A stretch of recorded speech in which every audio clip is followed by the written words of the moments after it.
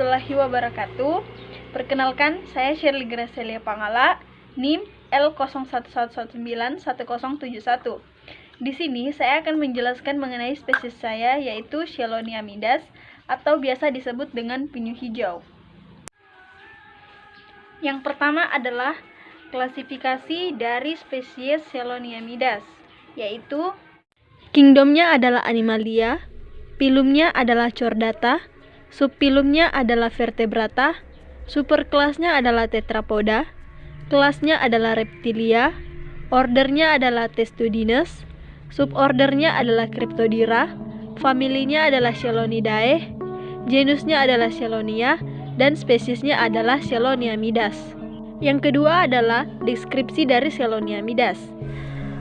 Chelonia midas dikatakan penyu hijau karena memiliki warna kehijauan dari lemak subdermalnya.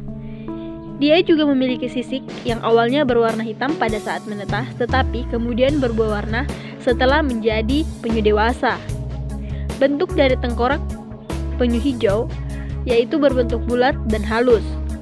Dia juga memiliki moncong pendek dan paruh yang kuat yang menutupi tulang rahangnya, di mana tulang rahangnya itu bergerigi dan pendek.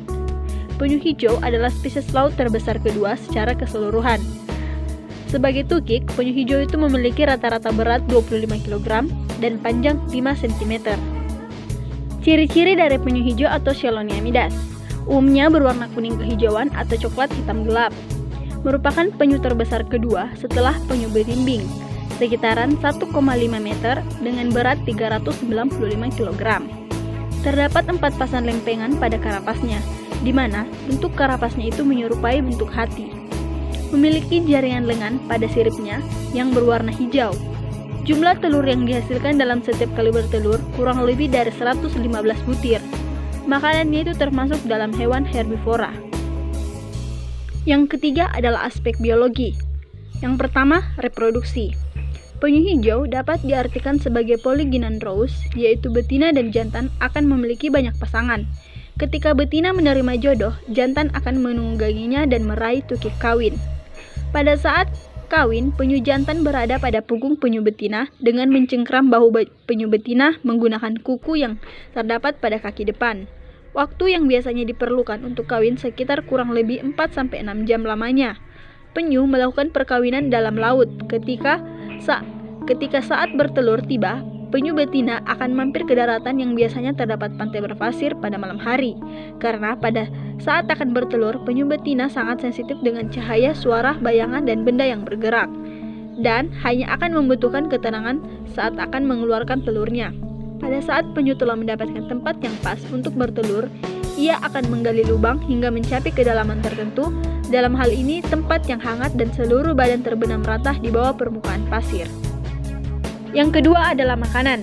Penyu hijau memulai kehidupan mereka sebagai omnivor dan secara bertahap beralih ke diet yang lebih herbivor.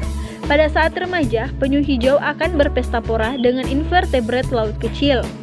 Penyu hijau adalah hewan pemakan tumbuhan atau herbivor, tetapi seringkali hewan ini akan mencari makan di sekitar padang lamun dan kadang ditemukan memakan mikroalga di sekitar padang alga.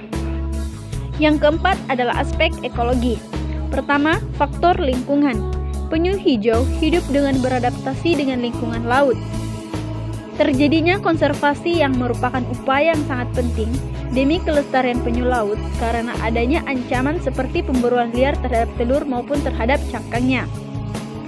Penyu betina sangat sensitif terhadap suara, cahaya, bayangan, dan benda. Yang kedua adalah habitat. Penyu hijau banyak ditemukan di perairan tropis dan subtropis dangkal. Penyu hijau jantan dan betina menggunakan sistem arus utama saat bermigrasi ke pantai untuk bersarang. Setelah betina menemukan pantai yang cocok dengan platform miring yang dapat diakses, ia akan bertelur di pasir dan akan kembali ke laut.